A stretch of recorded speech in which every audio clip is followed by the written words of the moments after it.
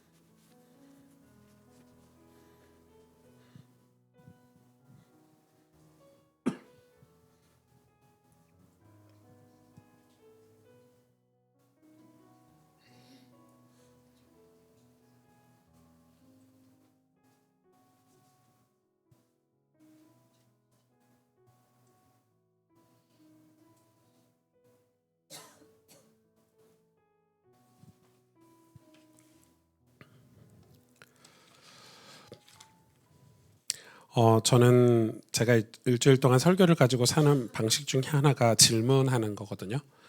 뭐 오늘 질문하면 정답만 딱 적을 수 있죠. 소돔이 멸망한 구체적인 이유가 무엇이죠? 음란 때문이죠. 지난주 설교라면 정답을 말씀드리자면 그 속에 살았던 롯은 어떻게 구원받을 수 있었죠? 아브라함의 기도 때문에. 이렇게 적으면 정답이지만 저는 지난주 설교를 듣고 제가 이번 주 내내 말씀을 한 번 더 듣거든요. 월요일 정도 되면. 들으면서 제가 딱 붙잡는 게 있어요. 설교가 끝나면 실천적으로 그러면은 아브라함의 기도 때문에 롯이 구원을 받았다면 내가 기도하는 건 엄청 중요한 일이구나. 그러면 나는 이번 주에 원래 기도 생활은 이렇게 하지만 이번 주 하루에 특별한 시간을 내서 나는 기도를 해야 되겠다 해서 이번 주에는 기도하러 다녀왔는데 그렇게 해서 적용을 하는 편이에요. 그러니까 그렇게 한 주를 기도하고 오면 이제 오늘 말씀 같은 경우는 엄청 기대가 되죠. 그럼 기대가 되고 제가 기도 때문에 여러분하고 나가는 제 모든 삶의 메시지들이 다 아마 기도에 관련된 메시지들이 다 나갔을 거예요. 제 글이나 뭐 찬양이나 뭐 여러분하고 대화하면서 기도에 관한 것들이 쭉 나갔을 거니까 여러분들도 그런 말씀을 내 삶에 적용할 때 내가 기도를 어떻게 하고 있는가라고 점검할 수 있겠죠. 지난주 설교를 가지고는 그걸 해야 여러분이 말씀을 들었다라고 저는 생각을 합니다. 근데 거기까지 대부분은 못 나가고 설교 듣고만 마는 거죠. 여러분이 만약에 지난주 설교를 들어서 한 개라도 이렇게 붙잡고 여러분 삶의 작은 이렇게 실천을 할 때 그게 매주 한 개밖에 안 되지만 1년이면 뭐 50개, 뭐 10년이면 500개. 그럼 여러분 삶은 변화가 안 될 수가 없겠죠. 여러분 말씀을 여러분 삶에 적용하는 것들을 매주 해보시기를 부탁을 드립니다. 오늘 말씀은 창세기 19장 12절에서 29절 말씀이에요. 좀 길지만 제가 읽어드릴게요. 그 사람들이 롯에게 이르되 이 외에 내게 속한 자가 또 있느냐? 내 사위나 자녀나 성 중에 내게 속한 자들을 다 성 밖으로 이끌어내라.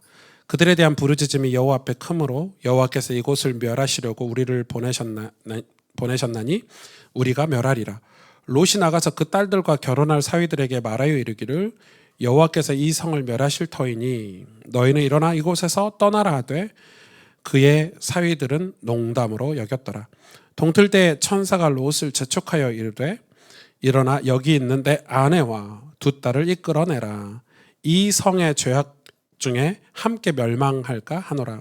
그러나 롯이 지체하매 그 사람들이 롯의 손과 그의 아내의 손과 두 딸의 손을 잡아 인도하여 성 밖에 두니 여호와께서 그에게 자비를 더하심이었더라. 그 사람들이 그들을 밖으로 이끌어낸 후에 이르되 도망하여 생명을 보존하라. 돌아보거나 들에 머물지 말고 산으로 도망하여 멸망함을 면하라.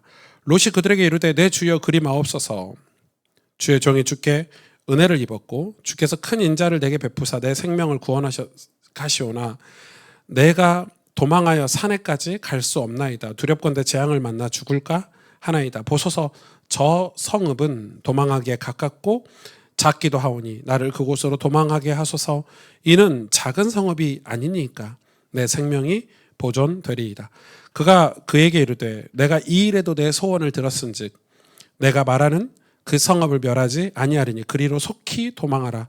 내가 거기 이르기까지는 내가 아무 일도 행할 수 없노라 하였더라. 그러므로 그 성읍 이름을 소알이라 불렀더라. 롯이 소알에 들어갈 때 해가 돋았더라. 여호와께서 하늘 곧 여호와께로부터 유황과 불을 소돔과 고모라에 비같이 내리사 그 성들과 온 들과 성에 거주하는 모든 백성과 땅에 난 것을 다 엎어 멸하셨더라. 롯의 아내는 뒤를 돌아보았으므로 소금 기둥이 되었더라. 아브라함이 그 아침에 일찍 일어나 여호와 앞에 서 있던 곳에 이르러 소돔과 고모라와 그 온 지역을 향하여 눈을 들어 연기가 옹기 가마의 연기같이 치솟음을 보았더라. 우리 29절 같이 읽을까요? 하나님이 그 지역의 성을 멸하실 때 곧 롯이 거주하는 성을 엎으실 때 하나님이 아브라함을 생각하사 롯을 그 엎으시는 중에 내보내셨더라.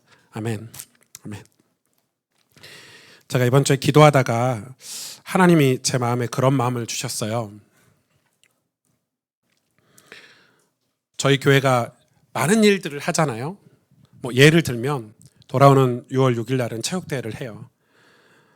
사실 저희가 체육대회를 하면은 많은 스태프들이 여러 일들을 해야 돼요. 쉽지 않아요. 그리고 저희 교회만 하는 게 아니라 이웃 교회와 함께 하죠. 그리고 우리 미자립 청소년들 이 사역하는 청소년 무브먼트 팀도 초대했죠. 그리고 성도가 1명, 2명밖에 없는 이 작은 개척교회도 저희가 초대했어요. 그래서 숫자만 해도 250명이에요. 체육대회 숫자만. 여러분 이거 스태프들이 준비하는데 힘들겠죠. 쉽지 않아요. 그래서 엄청 열심히 준비를 다 했어요. 그런 준비를 다 하는데 사실 그런 일을 여러분 은혜 못 받으면 못 해요. 스태프들이 은혜를 받기 때문에 이 일도 하는 거예요. 여러분 우리 여전도회가 은혜를 받았기 때문에 이 식사도 헌신하고 봉사할 수 있고 우리 성가대 찬양팀도 은혜를 받았기 때문에 하는 거예요. 사람들은 저거 하면서 은혜 받지 이런 것도 있지만은 은혜 안 받으면 그런 마음조차 생기지도 않아요. 그런 일들을 해요. 저희가 사역들을 하는데 그 일에 소중한 마음을 스태프들이 정말 수고하고 헌신해 주고 또 여러분이 마음껏 후원해 주셔가지고 저희가 교회 재정을 10원도 안 쓰고 정말 여러분에게 회비도 안 받고 이번에 이 체육대회를 다 진행을 한단 말이에요. 그러니까 우리가 그러면은 체육대회 때 가서 연합하고 즐겁게 교제하고 밥도 먹고 엄청 좋은 시간이 되겠죠. 막 기쁨이 있을 거예요. 즐겁게 준비를 했으니까. 그런데 제 마음에 하나님이 그런 마음을 주시는 거죠. 그것만 하는 것이 전부가 아니라는 거예요. 그게 전부가 아니라는 거예요. 그러니까 지금 우리 교회가 선교적 교회로 홀로 앉고 둘러 앉고 마주 앉으면서 가려고 하는 목표가 있는데 그게 바로 하나님 나라예요. 하나님 나라를 위해서 우리가 가고 있어요. 그 일을 위해서는 단지 우리가 예수님 믿고 구원받는 정도가 아니라 이 시대에 타락한 영혼들을 구원할 그리스도의 복음으로 세워지지 않으면 불가능한 일이에요. 그 길로 가는 것은. 그러니까 복음으로 완전히 세워져야 그 길로 갈 수 있어요. 그런데 우리가 왜 타락한 교단에서 이렇게 나와가지고 좋은 교단과 교류하고 좋은 목사님들과 좋은 믿음의 이 지체들과 막 교제를 하려고 하냐면 그렇게 애쓰려고 하냐면 그냥 편하게 남들이 이단이라고 하지 않는 정도에만 머무를 것 같으면 우리는 노력을 할 필요가 없어요. 근데 우리는 그냥 남들이 이단이라고 하지 않은 정도에만 머물려고 하는 게 아니잖아요. 우리의 목표는 분명하게 하나님 나라예요. 그냥 예수님 믿고 구원받는 정도가 아니란 말이에요. 그래서 우리가 복음에 굳게 서는 일에 저와 여러분이 영적인 감각이 있었으면 좋겠어요. 그러니까 하나님 앞에 이 일은 기도하지 않으면 불가능한 일이에요. 그런데 우리는 그동안 거짓말쟁이가 아니었나. 그게 가장 큰 죄거든요. 위증죄가 가장 큰 죄잖아요. 왜냐하면 다들 그렇게 크리스찬들에게 물어봐요. 당신 예수님 사랑하냐? 그리고 그 십자가 은혜 받았냐 하면 다들 예! 이렇게 말을 해요. 아멘! 이렇게 얘기를 하는데 정말 예수님의 사랑을 받았다고 하는데 그게 거짓이란 말이에요. 뭐가 거짓일까요? 누군가 내 허물을 지적하면 화가 나고 내 일이 잘 풀리지 않으면 분노가 나고 모여서 남 비난하고 비방하고 이기적으로 살고 개인주의와 이기주의에 빠져서 살고 그래서 회사에서나 세상에서 전부 크리스찬들을 거짓말쟁이라고 얘기하는 거예요.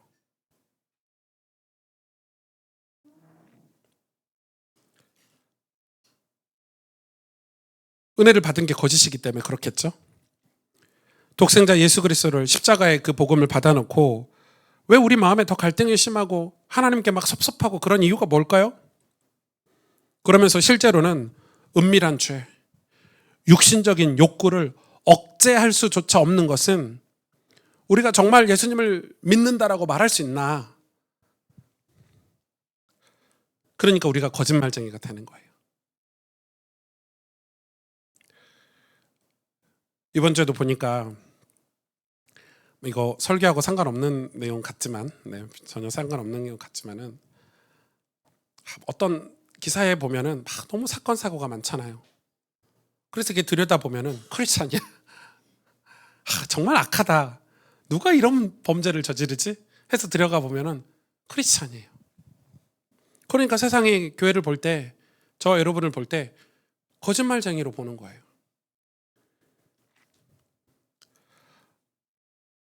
저는 한 주에 진짜 하루는 하나님 옆에 엎드려야 되겠다.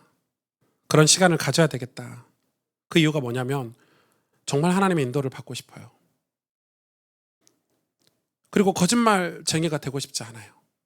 제 인생이 끝났을 때 제 인생이 하나님 앞에 헛되지 않았으면 좋겠어요. 영광스러웠으면 좋겠고 하나님 앞에 쓰임받았다고 간증했으면 좋겠고 하나님이 기뻐하시는 삶이었다고 그렇게 말하고 싶어요. 우리 자녀들에게.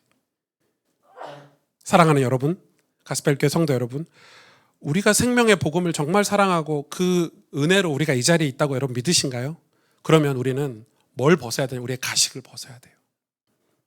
신앙은 정직에서 시작해요. 왜 그러냐면 거기서 시작하지 않으면 발전이라는 게 있을 수 없어요. 내가 기도를 하고 있는가? 그렇지 않는가? 내가 이 복음에 대해서 어떤 자세를 가지고 있는가? 그렇지 않는가? 그거에 대해서 정직해야 돼요. 내 자존심이나 얄팍한 어떤 계략 같은 걸로 신앙생활을 해서는 안 돼요. 거기는 늘 제자리예요. 신앙이 성장하거나 성숙할 수가 없어요. 고린도후서 6장 1절에 이렇게 말씀하고 있어요. 우리가 하나님과 함께 일하는 자로서 너희를 권하노니. 하나님과 함께 일하는 자가 누구예요? 사도일 수 있고 목회자일 수도 있지만은 모든 크리스찬들을 얘기하잖아요. 교회를 얘기하잖아요. 하나님과 함께 일하는 자로서 너희를 권하노니 뭐라고 얘기합니까? 하나님의 은혜를 헛되이 받지 말라. 하나님의 은혜를 헛되이 받지 말라. 이 말은 뭐예요? 하나님과 함께 일하는 자들이 하나님의 은혜를 위해서 얼마나 일을 열심히 하는가를 보여주는 거기도 하고 또 그 이야기를 할 수 있는 간증을 하고 있는 거잖아요. 우리가 누군가를 전도할 때 하나님 은혜를 헛되이 받지 말라 말할 수 있는 진실한 하나님과 함께 일하는 삶을 살았다는 거죠. 오늘 본문을 보면 엄청 재미있거든요. 오늘 롯은 자기 딸들과 결혼할 사위들에게 이 소돔이 하나님의 심판을 받는다는 사실을 얘기합니다. 당연하겠죠. 내 딸들의 사위들이 될 친구들이니까 이 사실을 말해요. 그 사실을 말할 수 있는 거는 롯이 기도했기 때문이에요. 만약에 롯이 성문에서 기도하지 않았다면 이 소돔의 유황과 불로 멸망할 것을 롯도 몰랐을 거예요. 그리고 하나님이 기다려주고 있다는 사실도 몰랐을 거예요. 근데 천사가 와서 롯이 천사를 환대하고 지금 천사가 롯에게 말을 해준 거잖아요. 그래서 롯이 그 사실을 듣자마자 제일 먼저 사위들에게 얘기를 해요. 그러나 사위들은 이 말을 뭐로 여겼다고요? 농담으로 여겼대요. 농담으로 여겼대요. 재밌는 거는 사위들이 농담으로 여겼는데 그러면은 한 번만 설득할 수 있냐? 또 사위들에게 막 증거도 제시하고 기도도 하고 설득하면 좋은데 오늘 본문에 보니까 사위들이 농담으로 여겼는데 그걸 설득하고 설명하고 기다려주지 않으시는 것처럼 보여요. 마치 하나님이 사위들을 기다려주지 않는 것처럼 보여요. 보실래요? 창세기 19장 오늘 본문 15절에 동틀 때에 천사가 롯을 재촉한다고 이렇게 나와 있어요. 빨리 재촉하는 거예요. 급한 거예요. 왜 그렇죠? 여러분 굉장히 중요해요. 천사가 왜 롯을 재촉하죠? 우리는 소돔에 살면서 이 소돔의 속도, 세상의 속도에 맞춰서 저와 여러분은 사는 것 같지만은 하나님의 시간은 달라요. 하나님의 때는 우리의 시간과 달라요. 그래서 천사들은 하나님의 시간을 알고 있는 거예요. 하나님의 시간을 알고 있기 때문에 천사가 롯을 재촉합니다. 심지어 롯이 거기에 지체를 하니까 그 천사들이 직접 롯의 아내와 롯의 딸들을 소돔 성 밖으로 인도하죠. 데려다 놔요. 결국 사위들은 구원을 받지 못했어요. 우리가 매일 매순간 신실한 그리스도인으로 살면서 구원을 선포해야 하는 이유겠죠. 어떤 심판이 임했나? 24절을 보세요. 여호와께서 하늘 곧 여호와로부터, 여러분 이 유황과 불이 마귀가 주는 게 아니에요. 하나님의 심판, 하나님의 진노는 사탄이 주는 게 아니에요. 누가 주죠? 여호와께로부터 하나님이 주시는 심판이에요. 공의의 하나님이, 심판주 하나님이 심판하시는 거예요. 죄에 대해서. 그래서 무서운 거예요. 유황과 불이 비같이 내렸대요. 은혜의 단비도 비같이 우리에게 내리지만 이 심판도, 이 재앙도 비같이 내렸다. 오늘 성경은 얘기하고 있어요. 사실 소돔에 유황과 불로 심판을 내리시키는 것은 갑자기 결정된 게 아니에요. 우리가 성경을 볼 때는 사위가 회개하고 돌이킬 시간이 없는 것처럼 재촉하는 것처럼 보이지만 갑자기 결정된 게 아니에요. 하나님께서 구해야 될 백성들 때문에 사실 심판을 지체하고 계시는 거예요. 이 심판을 지체하고 기다리고 계시는 것은, 버티고 계시는 것은 아브라함의 기도 때문이에요. 아브라함이 지금 기도했기 때문에, 계속 기도해 왔기 때문에 하나님이 오랜 시간 사실은 기다린 거예요. 그리고 지금 심판은 때가 찼어요. 마지막이라는 거죠. 그럼 오늘 본문에서 눈여겨봐야 할 것은 롯과 롯의 아내 두 딸이겠죠. 롯과 롯의 아내 두 딸이, 롯의 아내와 두 딸이 도망쳐 나오지 않습니까? 성 밖으로 이미 급하게 막 이렇게 끌고 나옵니다. 천사들이. 그래놓고 뭐라고 하죠? 산으로 뛰어가라. 왜요? 유황과 불이 막 비같이 쏟아지면 성 밖에 있는다고 안전하지 않아요. 성 안팎이 다 초토화가 될 거예요. 빨리 뛰어가라. 막 재촉해서 막 이야기합니다. 그런데 여러분, 나오자마자 유황과 불이 쏟아졌습니까? 아니에요. 나중에 롯이 아내와 두 딸을 데리고 소알이라는 성읍에 들어가자마자 이 재앙이 시작됐어요. 마치 노아가 노아의 방주에 들어가자마자 홍수가 시작된 게 아닌 것처럼. 그러니까 하나님은 우리에게 그런 점을 확실하게 보여주시는 거예요. 여러분, 세상의 종말이 근데 이렇게 갑자기 와요. 우리의 죽음도 여러분 이렇게 갑자기 와요.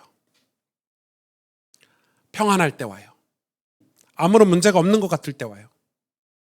제가 광주에서 연세 많으신 분이 많기 때문에 임종, 돌아가시 직전에 이렇게 신방 같은 거 많이 다녔거든요. 그러면 전부 다 권사님, 장로님, 뭐 집사님 이런 분들이 하는 얘기예요. 왜 하나님이 벌써 나를 불러가시는지 모르겠대요. 연세가 70, 80, 90 뭐 이러면 왜 하나님이 갑자기 나를 불러가시는지 모르겠대요. 갑자기가 아니죠. 신앙생활 30년, 40년 하셨는데 갑자기 불러가신 건가요? 하나님이 오랫동안 기다려주시고 우리가 은혜로 하나님 앞에 들어갈 수 있도록 다 기다려주셨는데 그동안 띵가띵가 놀다가 신앙생활 안 하다가 이제 죽으려고 하니까 갑자기 불러가신다고 얘기하는 거예요. 여러분은 하나님 부르실 때 감사함으로, 기쁨으로, 간증하면서 찬송 부르면서 하나님 부름에 화답하시기를 축복합니다. 엄청 중요하죠. 근데 오늘 본문을 보세요. 정말 무서운 것은 롯의 아내의 일이에요. 천사가 얘기했거든요. 너 뛰어가면서 뒤 돌아보면 안 돼. 근데 롯의 아내는 뛰어가면서 뒤를 돌아봤어요. 근데 롯의 아내가 이 뒤를 돌아본 게 한번 봐야지. 궁금하다. 봐야지. 이거였을까요? 그 긴박한 상황에 무심코 돌아본 거예요. 무심코. 나도 모르게 돌아본 거예요. 이 돌아봤다는 것은 돌아보면서 소등기둥이 돼서 죽어버렸거든요. 구원을 못 받았다는 거죠. 습관처럼 돌아본 거예요. 왜요? 불과 유황이 떨어졌을 때 돌아봤나요? 아니라니까요. 좀 롯의 아내가 이렇게 돌아봤을 때는 불과 유황이 떨어지기 직전이에요. 소알성에 들어가고 나서 불과 유황이 시작됐기 때문에 지금은 소돔 성이 멀쩡할 때란 말이에요. 마치 노아의 방주 들어갔을 때 세상에 비가 한 방울도 안 내린 것처럼. 그러니까 롯의 아내는 뛰어가면서 우리가 왜 이렇게 힘들게 도망쳐야 돼? 잘 살고 있는데, 행복하게 잘 살고 있는데, 부귀영화를 누리고 있는데 왜 산으로 도망가라 그래? 심지어 산으로 도망가라 했더니 이 롯도, 속 없는 롯도 시골 생활 하기 싫은 거지. 그 사이에도 또 계산하고 인본주의를 쓰잖아요. 그래도 이 대도시에서 벗어나서 작은 도시 소알이라는 성읍에 하나님도 은혜로우시죠. 그래, 거기는 안 멸할게. 거기라도 가. 빨리 도망가. 빨리 도망가. 이렇게 하시는 거잖아요. 도망가면서 뒤를 쳐다본 거예요. 무심코. 습관처럼 아쉬운 마음에. 두 딸은요. 두 딸도 나중에 제가 설교는 안 할 건데 넘어갈 건데 소알에 가서요. 소돔에서 살았던 습관대로 성적인 일을 벌입니다. 아시죠? 그래서 아이를 낳아서 누굴 낳죠? 모압과 암몬을 낳아요. 모압과 암몬이 누굽니까? 이스라엘 역사 속에서 가장 하나님께 반역한 민족, 가장 죄악을 많이 저지른 민족, 가장 우상을 많이 섬기는 민족의 대표적인 민족 아닙니까? 그러니까 결과적으로 롯의 아내와 롯의 두 딸은 지금 하나님이 건지시는데도 불구하고 마치 이스라엘 백성이 애굽 땅에서 출애굽을 해서 광야에서 살고 있는데, 여러분 애굽 사람들이 그 이스라엘 백성들이 애굽을 탈출하고 나서 얼마나 불평했습니까? 메추라기 주면 메추라기 준다고 불평하고, 물 주면 물 준다고 불평하고, 하나님이 응답하시고 축복하셔도 불평했어요. 그러면서 뭐라고 합니까? 몸은 광야에 있지만 마음은 늘 애굽에 있었거든요. 애굽으로, 그래서 나중에는 우리를 애굽으로 다시 돌려. 그 말은 무슨 말이에요? 실컷 전도해서 교회 나왔더니 나 다시 불신자로 돌아가고 싶어.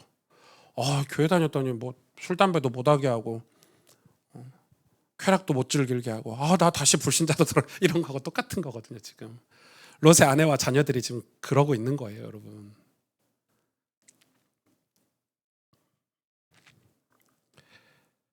반대로 오늘 본문 27절에 보면 아브라함은 소돔을 봤어요. 아니, 롯의 아내도 소돔을 봐서 소금기둥에 죽었는데 아브라함은 소돔을 봤지만 죽지 않았거든요. 왜 죽지 않았을까요? 아브라함이 바라본 것은 지난날 믿음의 선택에 대한 확인이었기 때문이에요.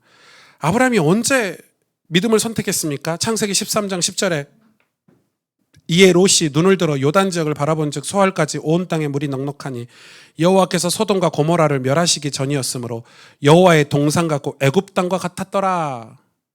지금 소돔이 여호와의 동산 같대요. 누구 말입니까? 아브람 말이에요? 아니에요. 롯의 말이에요. 롯의 눈에 소돔은 여호와의 동산 같고 애굽 같대요. 좋다는 거죠. 하나님이 멸하시기 전이니까 좋은 도시라고 생각했어요, 롯은. 아브라함은 그때도 육신적인 선택을 하지 않았고 하나님께 기도했어요.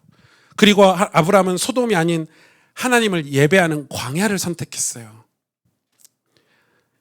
이건 장소도 중요하지만은 그 믿음을 선택했다는 걸 보여주는 거잖아요. 하나님을 경외하는 순종을 선택했어요, 아브라함은. 쉽게 말해서 아브라함은 하나님과 동행하고 싶었어요.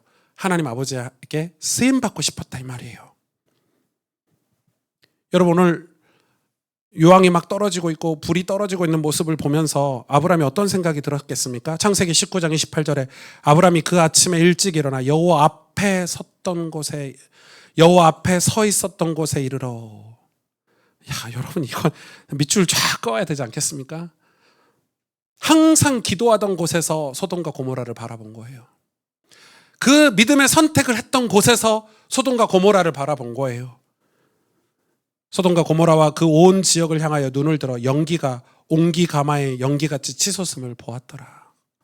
소돔이 멸망한 것을 아브라함이 지금 기도하는 곳에서 보고 있는 거예요. 저는 여러분이 인생이 끝날 때 여러분의 인생을 뒤돌아보면서 여러분이 하나님과 함께했던, 믿음을 선택했던, 기도했던 그 자리에서 여러분 인생을 되돌아봐서 하나님 날 건지셨구나 하고 안도감과 감사, 기쁨이 있기를 축복합니다. 여러분, 우리가 그렇게 죽어야 돼요. 이 소돔을 어디에서 바라봤습니까? 아브라함이 여호와 앞에 서 있었던 곳에서 지금 소돔을 바라본 거죠. 그러니 롯의 아내와 두 딸처럼 소돔을 바라본 게 아니에요. 아쉬워서, 안타까워서. 여러분, 구원이 뭡니까? 구원이. 누가복음 17장 27절 30절에서 이 소돔에 관한 내용이 자세히 나와 있는데요. 정말 재밌습니다. 노아가 방주에 들어가던 날까지 사람들이 먹고 마시고 장가들고 시집가더니, 여러분, 엄청난 죄라고 느끼지 않죠? 홍수가 갑자기 나서 그들을 다 멸망시켰으며 또 롯의 때와 같으리니, 지금 롯의 소돔과 고모라 사건과 노아의 방주 사건을 동일시 여기는 거예요. 그러면서 또 이야기하죠. 또 롯의 때와 같으리니 사람들이 먹고 마시고 사고 팔고 심고 집을 짓더니 롯이 소돔에서 나가던 날에 하늘로부터 불과 유황이 비오듯 하여 그들을 멸망시켰느니라. 그러면서 예수님 뭐라고 합니까? 인자가, 예수님이 나타나는 날에도 이러하리라. 이거 얘기해 주고 싶으신 거예요, 예수님이. 우리도 언젠가 이렇게 종말을 맞이한다는 거예요. 심판이 호련히 임하게 된다는 거예요. 우리가 먹고 마시고 장가들고 심고 팔고 이렇게 하고 있을 때, 눈에 보기 좋은 대로 삶의 거처를 정했고 눈에 보기 좋은 대로 살다 보니 점차 하나님의 말씀을 농담으로 여기는 사람들처럼 무심코 살아가게 되는 거예요. 그냥 마음 가는 대로 생각하는 대로 살면, 여러분, 우리는 연약하기 때문에 죄가 우리를 끌어들이면, 우리를 당기면 가게 돼 있어요. 그래서 죄로 가게 돼 있어요. 무심코 살면, 생각하는 대로, 감정대로, 마음대로, 내 뜻대로 살면 우리는 죄의 열매를 맺는 곳으로 가게 돼 있다니까요. 롯의 아내와 두 딸들처럼 무심코, 무서운 말이죠. 무심코 그렇게 사는 거예요. 그래서 무심코 그런 죄의 열매들을 맺는 거예요. 모압과 암몬 같은 열매를 맺는 거예요. 끔찍하죠. 여러분, 우리를 기만해서는 안 돼요. 목사님들이 나 오승주 목사야. 그럼 죄가, 악한 영들이, 마귀가 목사님은 피해가야 돼, 이렇게 피해갑니까? 생각해 보세요. 여러분이 신앙 30년 했으니까 마귀가 와가지고 이분은 신앙 30년 했으니까 좀 피해가자, 이렇게 피해갑니까? 죄가 피해갑니까? 아니요. 우리가 조금만 예수님에게서 멀어지고 조금만 예수님과 가까이 하지 않으면 그 틈을 삐짓고 들어오는 게 죄고요. 그 틈을 삐짓고 들어오는 게 악한 영들입니다. 그래서 우리를 기만해서는 안 돼요. 우리가 능력 있다고 생각하면 안 돼요. 왜냐하면 구원은, 이거 엄청 중요한 신학적인 개념이거든요. 죄에서 건짐받는 거예요. 구원은 죄에서 건짐받는 거예요. 여러분, 건지다는 게 뭐예요? 완전히 빠져서 허우적거린 거를 하나님이 이렇게 잡고 건진 거예요. 여기에 내 힘이 들어가나요? 아니요. 윤빈이가 1살, 2살, 윤빈이가 우리 하민이 같은 1살, 2살짜리가 욕조에 빠져서 허우적거리고 있으면 아빠가, 우리 박 간사님이 가가지고 이렇게 건질 때 하민이가 생각하지. 그래도 내 힘이 좀이라도 들어가겠지. 내가 좀 노력해서 좀 빠져나왔겠지. 이런 생각을 합니까? 잘못된 거예요. 구원은 100% 죄악 가운데 있는 우리 힘으로 도저히 빠져나올 수 없는 곳에서 우리를 건지신 거예요. 하나님이 이렇게. 건짐받은 거예요. 건짐받은 삶이 구원이에요. 하나님 우리를 건지신 거죠. 그래서 우리는 기만하면 안 돼요. 죄에 대해서. 우리가 죄를 이길 힘으로 죄를 벗어난 게 아니기 때문에. 그걸 알면 우리의 삶은 감사와 기쁨이 넘치겠죠. 우리를 건져주셨으니까. 아니, 더 이상 죄를 두려워하거나 혹은 죄와 친밀할 수 없을 거예요. 더 나아가 그 삶에서 벗어나고자, 죄악된 삶에서 벗어나고자 간절히 기도하고 그 삶에 있는 우리 가족들과 이웃들을 위해서 간절히 기도하게 되겠죠. 죄가 얼마나 무섭다는 걸 알고 그 죄에서 건지신 분이 하나님이라는 걸 안다면 우리는 하나님 앞에 기도하지 않을 수 없겠죠? 시편 139편 23절 24절에 하나님이여 나를 살피사 내 마음을 아시며 나를 시험하사 내 뜻을 아옵소서. 내게 무슨 악한 행위가 있나 보시고 나를 영원한 길로 인도하소서. 아멘. 우리는 이렇게 기도하게 될 거예요. 그렇기 때문에 여러분, 우연히 구원받은 자는 없습니다. 갑자기 구원받은 자는 없어요. 여러분, 우리는 우연히 구원받은 것 같고 우연히 만난 것 같고 우연히 교회를 다니는 것 같지만, 갑자기 교회를 다니는 것 같지만 하나님은 한 사람 한 영혼 구원하시려고 전부 계획하셨어요. 모든 걸 계획하셨어요. 하나님은 롯 한 사람을 구원하려고, 건지시려고 아브라함의 신앙을 성장시키시고 모든 천사를 다 동원하셨고, 그렇잖아요? 아브라함에게도 천사를 보냈고 롯에게도 천사를 보냈고, 그리고 그 심판을 지체하셨어요. 기다려주셨어요. 롯이 안전한 곳에 갈 때까지. 우연히 구원받는 건 없어요. 그래서 신앙은 분명한 목적이 있고 방향이 있어요. 그래서 그 방향대로 성장해야 돼요. 우리가 건짐받았기 때문에 성장해야 되는 거예요. 성장해서 건짐받는 게 아니에요. 건짐받았기 때문에. 그래서 여러분, 신앙생활이 때론 지루하고 우리가 이해하지 못할 사건을 만나기도 하고 시험에 들기도 하고 또 견디어야 하는 그런 한 걸음 한 걸음이기도 해요. 신앙은 때론 넘어짐이기도 해요. 어디 기도원 가서 갑자기 내 신앙생활이 완성됐다 이런 건 없어요. 우리를 건지시는 하나님의 그 일하심 속에 있기 때문에 우리 인생이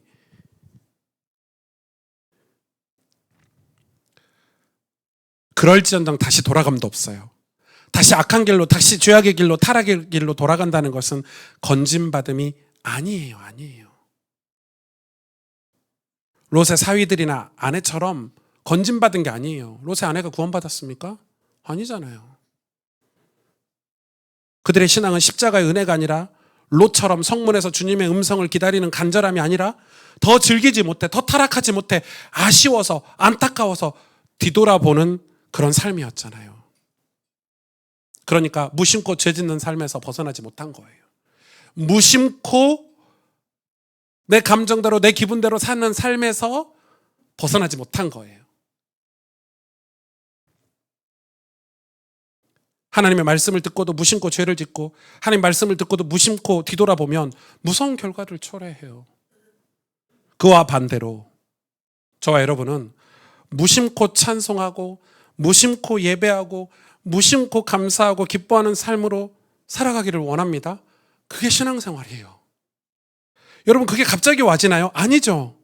아브라함이 오랜 세월 넘어지면서 시험 들면서 고난을 통과하면서 엄청난 고통을 마주하면서 그러면서도 하나님 앞에 가서 예배드리고 하나님께 도움을 구하고 하나님 말씀이 잘 깨달아지지 않았을 때 천사의 도움을 받고 그러면서 믿음으로 싸워서 이제는 무심코 죄 짓는 삶이 아니라 어느 순간부터 무심코 롯을 위해서, 이웃을 위해서 기도하는 삶으로 바뀐 거예요. 무심코 찬송하는 삶으로 바뀐 거예요. 그러고 났더니 무심코 뭐도 있죠? 신앙의 열매도 있어요. 그렇게 무심코 은혜 받는 삶을 살다가 주님을 맞이하셔야 돼요. 무심코 예배하는 삶.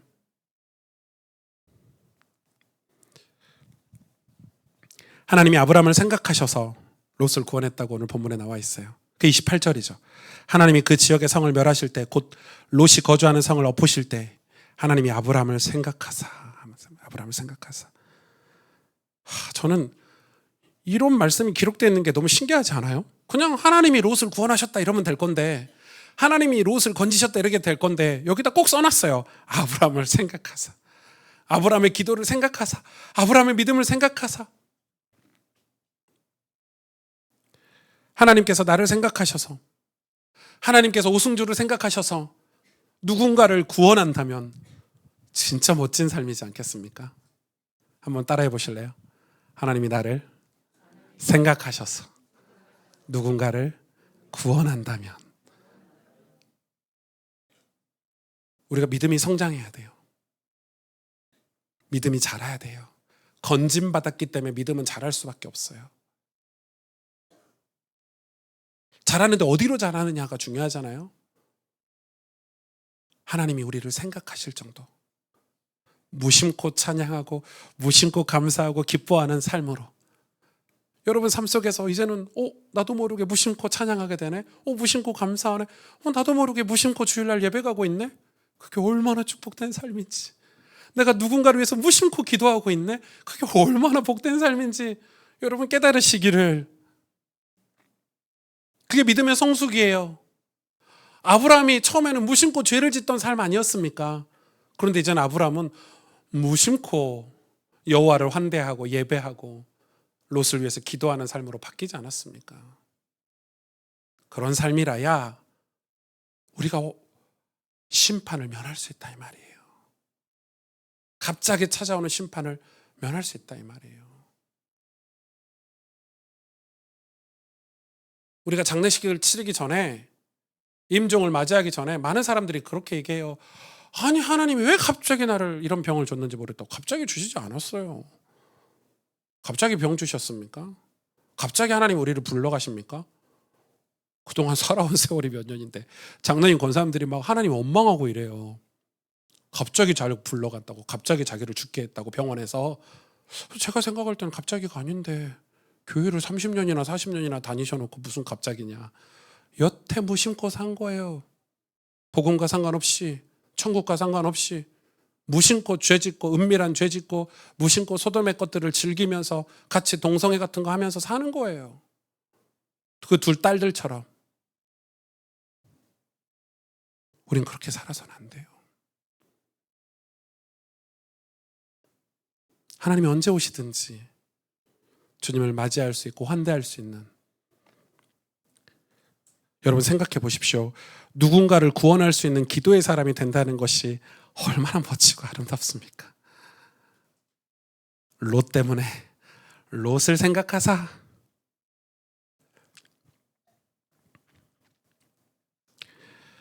우린 진짜 악하거든요.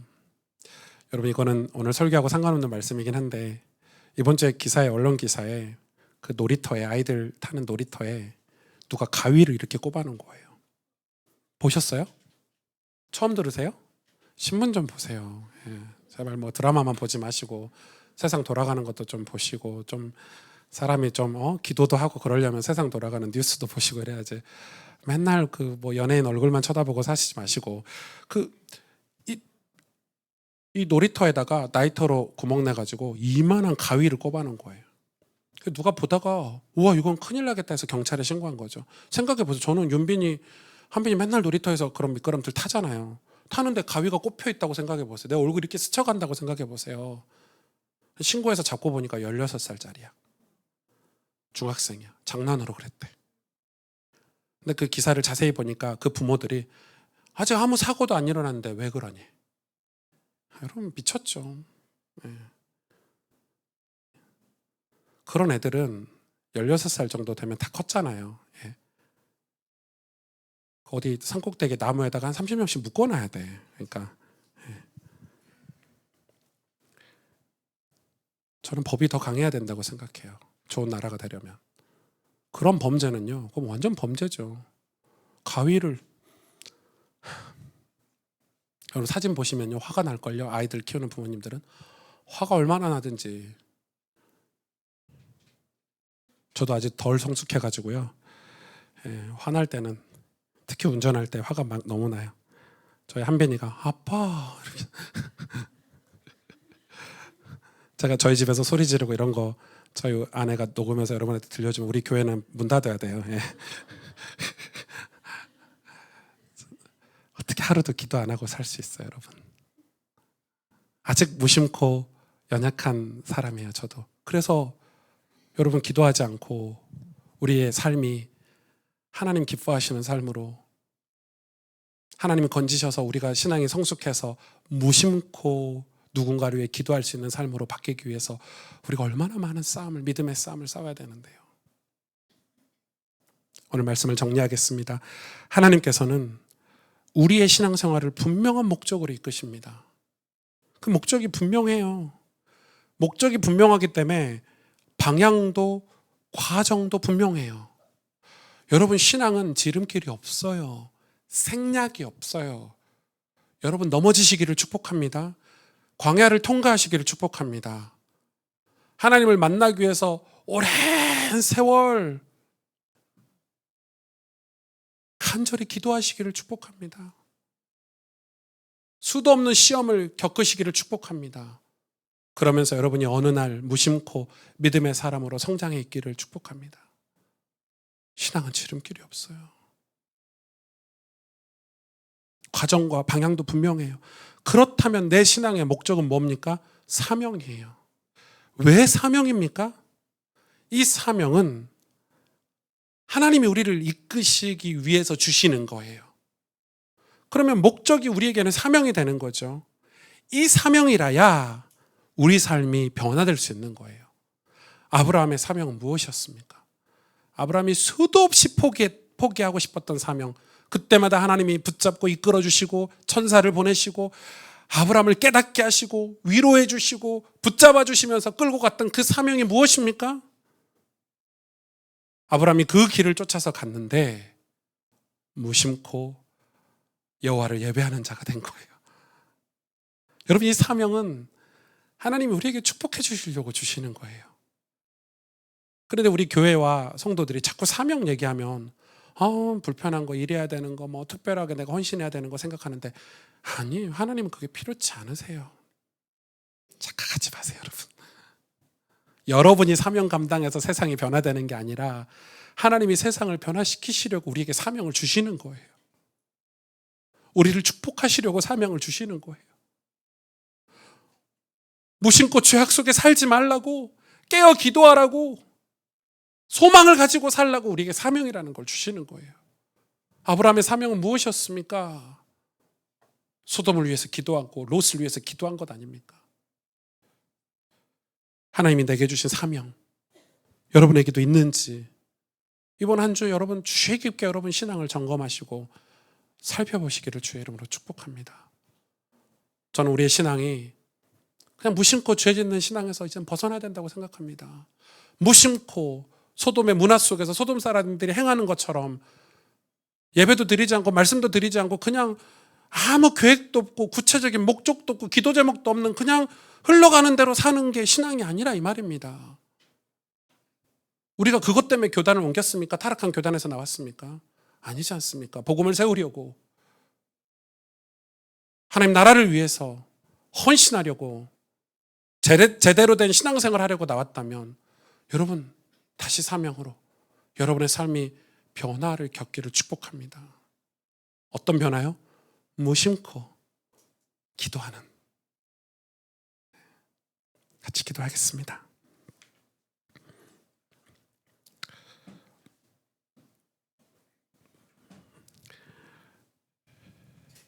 하나님이 우리에게 오늘 말씀을 통해서 어떤 음성을 들려주셨는지 우리가 영적으로 우리의 감각이 깨어서 듣기를 원합니다. 왜냐하면 우리가 가식적으로 육신적으로 선택한 것들은 결국 육신의 열매를 맺기 때문입니다. 아브라함은 힘들고 어려울 때마다, 선택의 기로에 설 때마다 항상 하나님께 예배드리고 엎드려 기도했습니다. 그 기도를 통해서 한 걸음 한 걸음 주님과 함께 한 걸음 믿음의 길을 걸어갔습니다. 그리고 가는 동안에 수도 없는 싸움들을 싸웠고, 그러다 보니까 어느 날 무심코 하나님을 예배하는 사람이 된 겁니다. 무심코 소돔이 멸망할 거라는 것을 분별하는 믿음의 사람이 된 겁니다. 무심코 롯을 위해서 기도하는 기도의 사람도 된 겁니다. 우리의 신앙이 그런 신앙이 되기를 축복합니다. 하나님의 말씀을 농담으로 여기는 그런 여전히 죄악 속에서 살아가는 사위와 같은 신앙이 아니라 하나님의 말씀을 듣고 기도할 수 있는 은혜가 있는 삶으로 우리가 변화되기를 원합니다. 오늘 말씀을 가지고 우리 이 시간에 하나님 앞에 간절히 합심으로 기도하도록 하겠습니다. 하나님 아버지,